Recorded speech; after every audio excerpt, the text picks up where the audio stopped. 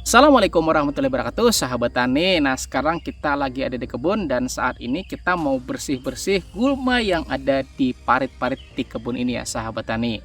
Dan benar nggak kira-kira masalah utama ketika kita melakukan pemindahan tanam itu adalah layu, kering sampai berujung pada kematian tanaman, benar? Dan kepengen tahu nggak rahasianya agar bibit yang kita lakukan pemindahan tanam itu bisa bertahan, hidup, dan tumbuh dengan baik? Gimana? Kepengen? Maka artinya Anda wajib tonton video ini sampai habis karena kita akan bahas bersama tips dan juga trik agar tanaman tidak mati ketika kita lakukan pemindahan tanam. Jadi mari kita mulai videonya setelah intro berikut ini. Bam!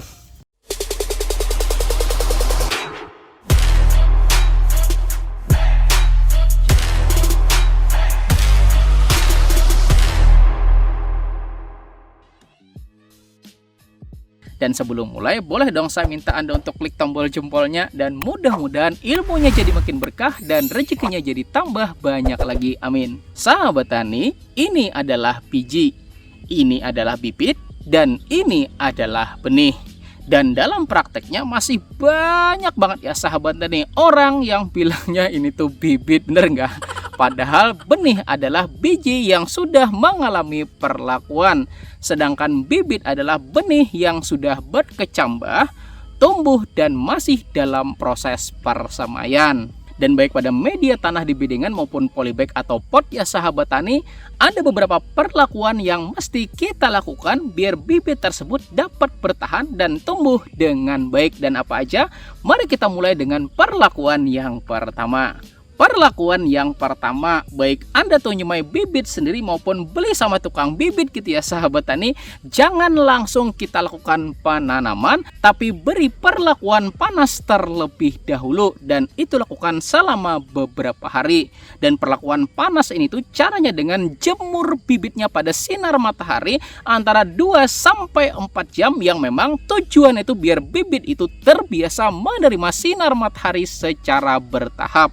Sehingga nanti pada saat kita melakukan pemindahan tanam, dia tuh udah nggak kaget lagi ya sahabat tani karena memang sudah terbiasa kita berikan perlakuan pemanasan. Dan dalam praktiknya ini tuh mesti dilakuin secara pelan-pelan ya sahabat tani. Misal hari ini kita jemur dulu 2 jam kemudian kita angkat. Kemudian lagi misalnya besok 3 jam lagi kemudian kita angkat masukin ke persemaian lagi. Besoknya 4 jam lagi gitu ya sahabat tani. Kemudian masukin taruh lagi ke persemaian dan ini tuh terus saja dilakukan sampai kira-kira 5-7 hari. Maka kalau ternyata kita lihat ya sahabat tani tingkat kelayuan itu sudah berkurang, maka artinya bibit tersebut pasti bakalan lebih tahan ketika kita lakukan pemindahan tanam. Oke? Kemudian yang nomor 2, dan ini tuh terkhusus buat Anda yang nyemainya tuh di rumah tapi lokasi lahan Anda tuh jauh banget, misalnya sampai berkilo-kilo ya sahabat tani. Dan berlaku juga buat Anda yang bibitnya tuh beli sama tukang bibit gitu ya sahabat tani.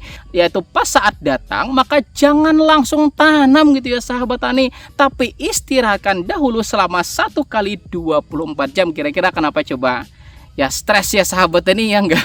Kita aja nih misal baru sampai rumah gitu kan, sebelumnya perjalanan 200 km misalnya. Sampai rumah udah langsung disuruh kerja, gimana coba?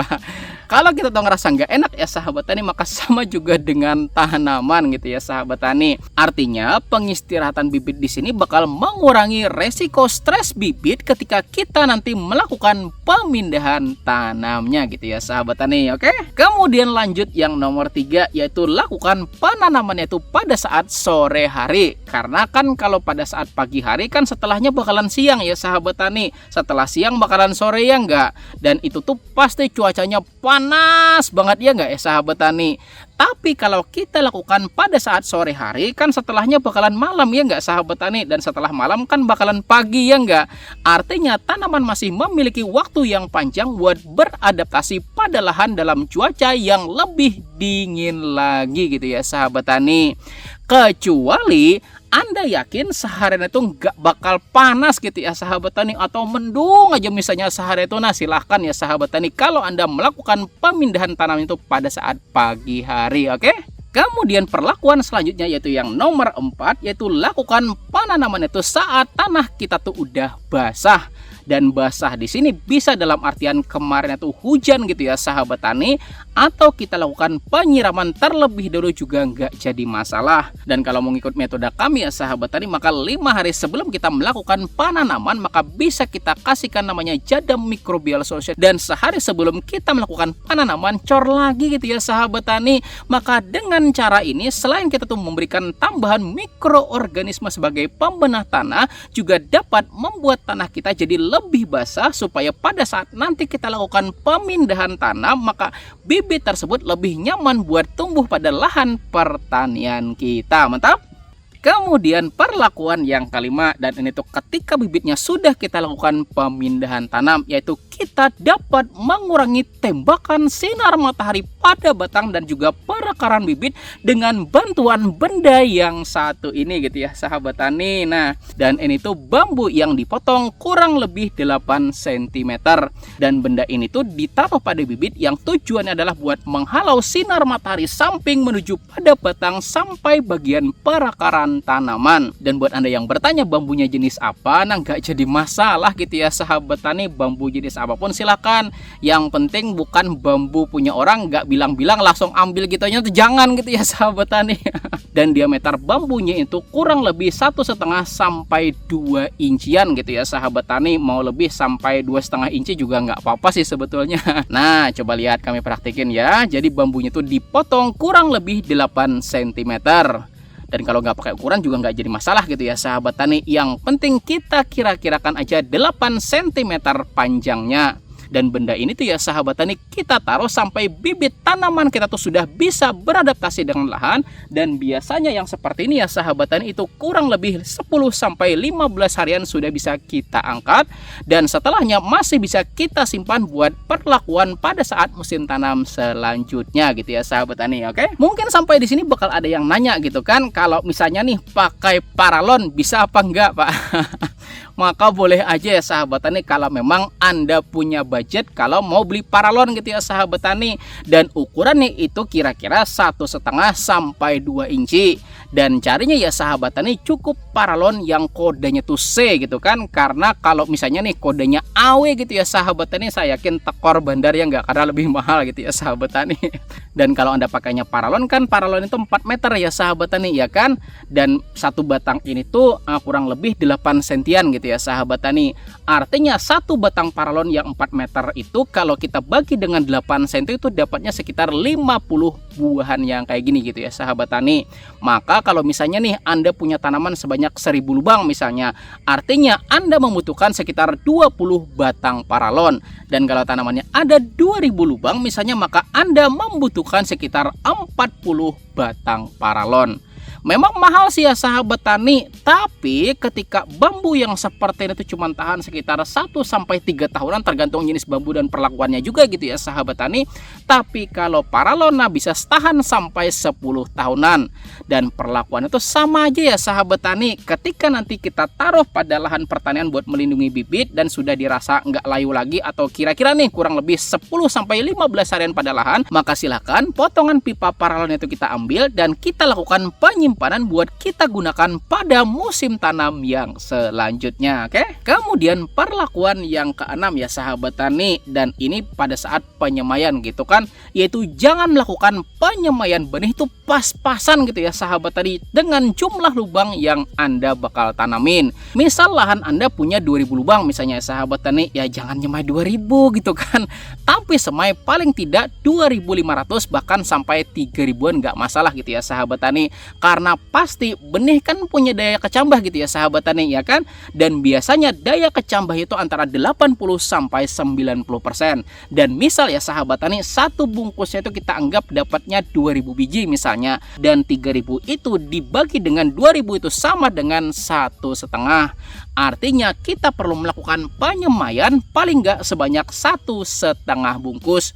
Dan kalau misalnya yang hidup itu 90%, artinya kan 3000 dikali 90% itu kan 2.700 ya nggak sahabat tani.